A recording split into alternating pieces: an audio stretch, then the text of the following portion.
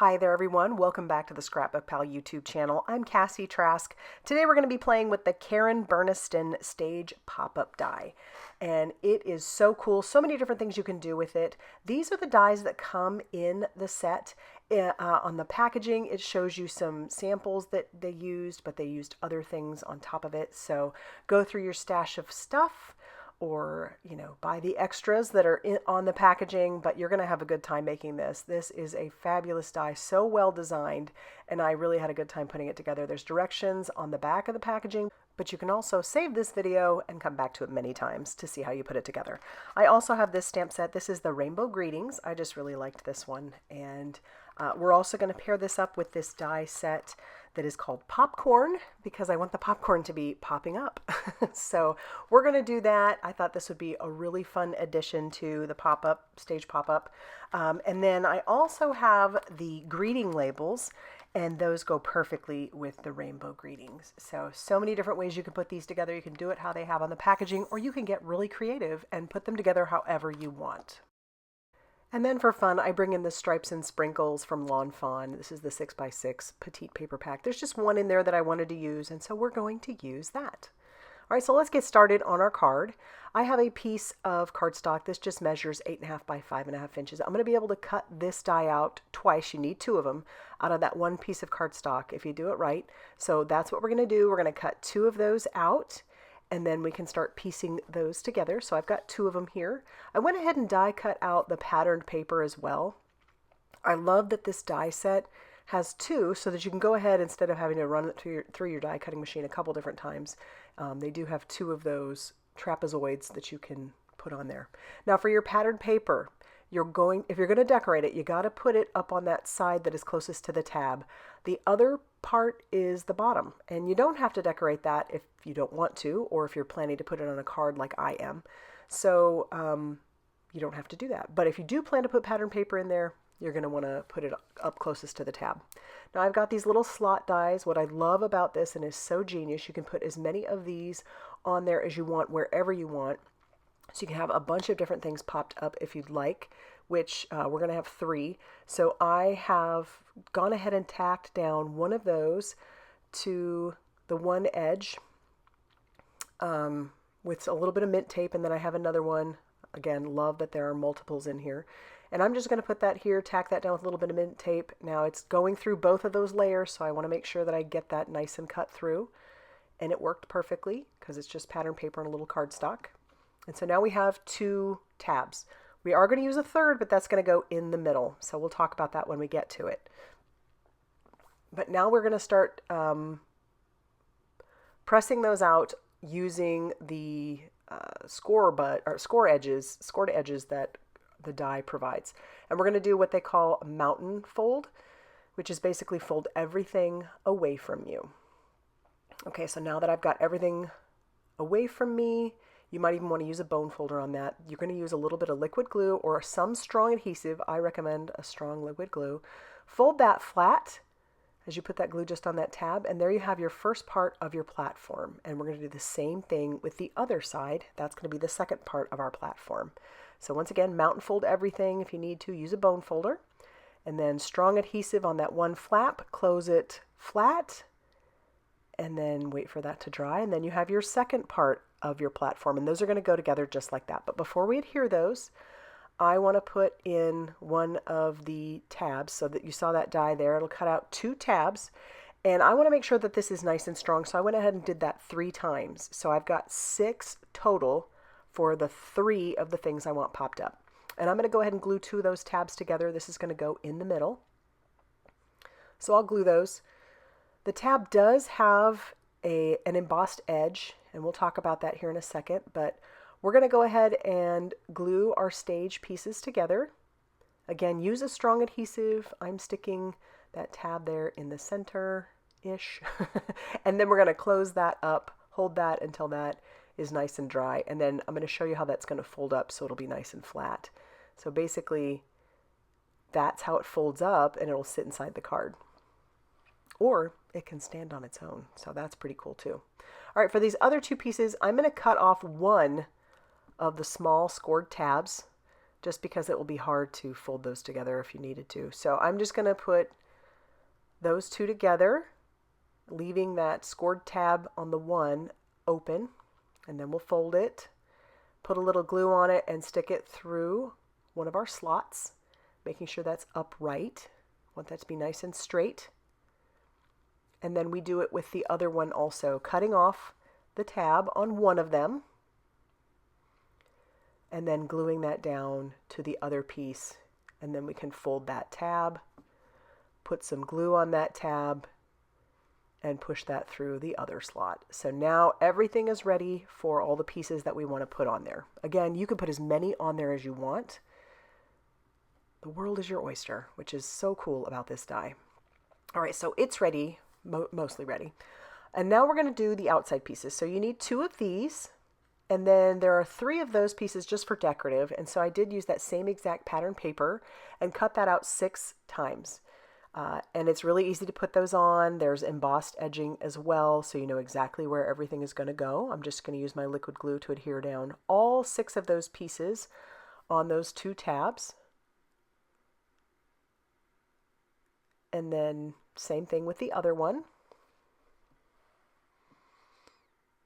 I love that greenish teal color. It's so pretty.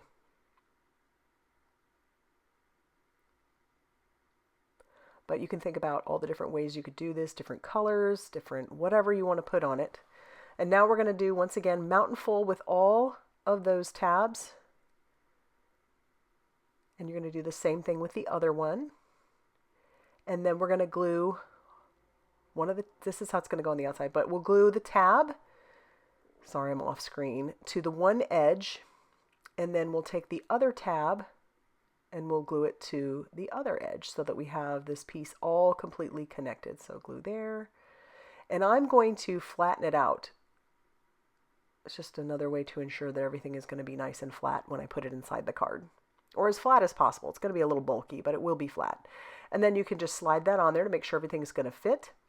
If you use too thick of a cardstock, it may not work as well, but just to let you know. And now you're going to need to use some glue on these tabs to glue the ring around the stage. So I'm just propping that in there. I'm actually going to fold it up. And then I'll do the same thing with this other side. Close it. I'm just holding that steady. But take a look. That's going to pop up. You have this really cool stage. And so now we can move on to the pieces for the inside, or the things that are going to pop up. So I've got this popcorn die. It's so cute.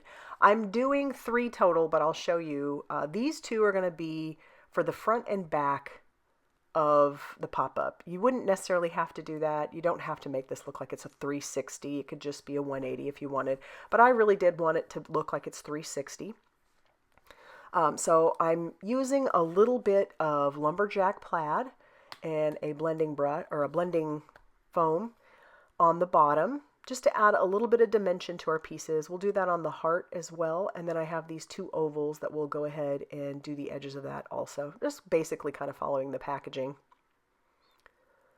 As you notice, I have all the letters cut out for popcorn as well. So that'll go on one of those ovals. And then we're going to use our reverse tweezers along with this liquid glue. This is the Barely Art liquid glue. And we will glue down our red piece to the front of our solid white piece.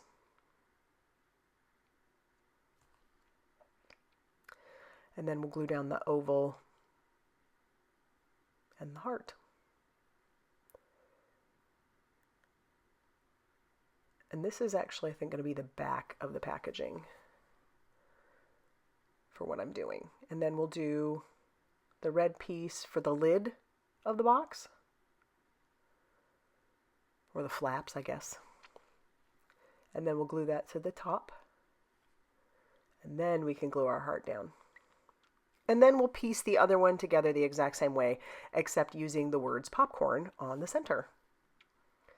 So then we'll have 2 boxes, and those are going to go back to back on our pop-up. All right, and then I went ahead and die cut out the popcorn 3 times out of white cardstock, and I'm just going to use some mustard seed along with the blending foam, and we're going to just get all the edges. I wanted to make sure that this like I said, front and back. And I have so many pieces of popcorn because the other two little pop-ups are going to be popcorn. So I wanted those to be little piles of popcorn. So we're going to glue some popcorn to the inside of our popcorn box and just using dabs of glue, kind of playing around with that.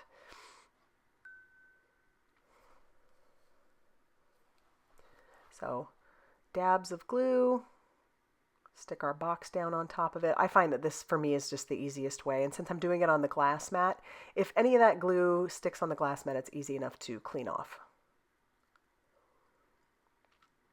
Because believe me, I make quite a mess in here.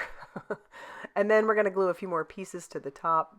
I am not being very patient, so some of my pieces are moving. And I find one on the back of the popcorn box just sticking because it moved. So we'll peel that off and stick it back down. But I'm not very patient sometimes. But this glue does dry pretty quickly, so it works well for me. And then we'll put one more piece just kind of sticking out the top there.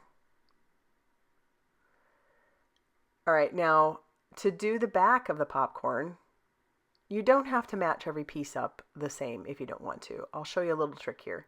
What we're going to do is we're going to take that blending foam and we're going to do the edges of the popcorn with that mustard seed so you won't be able to tell. I'll put a few pieces down for sure on the back.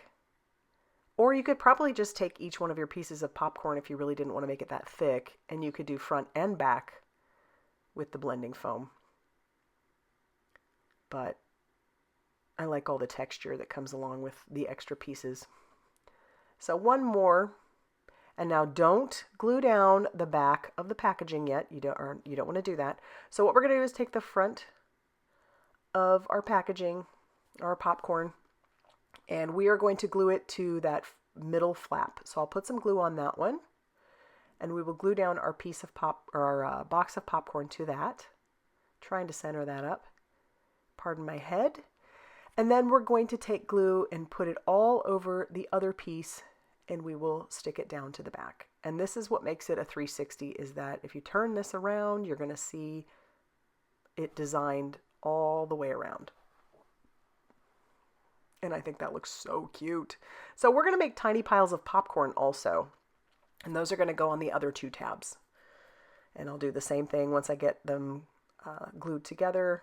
We'll put a little on the back side. And then we can glue that to the tab.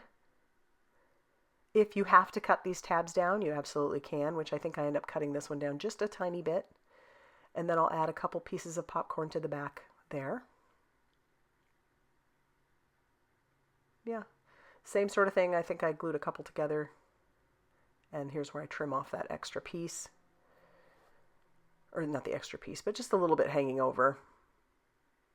And then we can glue this to the back. And then we do the same thing with the other one. It just looks fun with you got little piles of popcorn. And that's what pops up. So stinking cute. And it's 360, so I love it. But now you could keep that just as it is as the card. But I want to add this to the inside of a 5x7. So I am stamping out my sentiment, sending a smile on one of the greeting labels. And then I'm going to stamp happy birthday on the other. You'll notice I did die cut out one of those decorative parts of the greeting label. I end up not using it because it ends up being way too big.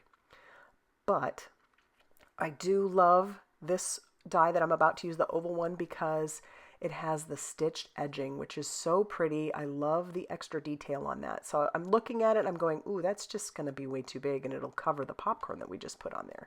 And I don't want that. So we're not going to use that piece. I'll save it for another project. But I'm going to go ahead and die cut out the happy birthday.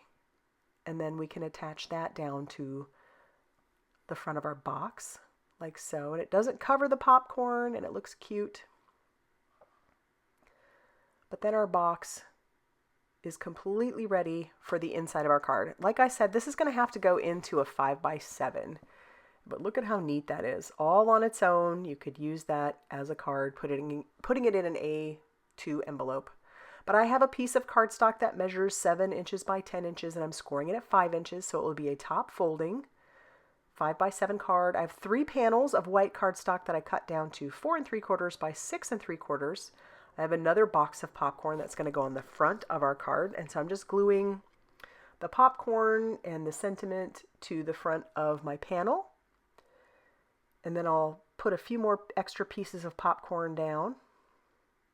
But this is looking very stark white, and it's a little too much for me. You could add some embellishments if you want, but this is going to be a fairly thick card once all is said and done. So I decided to ink up the edges using some evergreen bow. That matched the cardstock that I had pretty well. And then I'm going to glue the panel down to the front of the card base. It's still pretty stark white, so I am going to put some of that color down on my glass mat and use a watercolor brush with some water, and we're going to splatter that just in different areas. That way it breaks up some of that white for me. It's just too much. And then we can do the inside pieces, which I did the exact same way. And then to glue our box down, you're just going to want to line it up in the center. I'm going to go ahead and put glue on both sides of the box.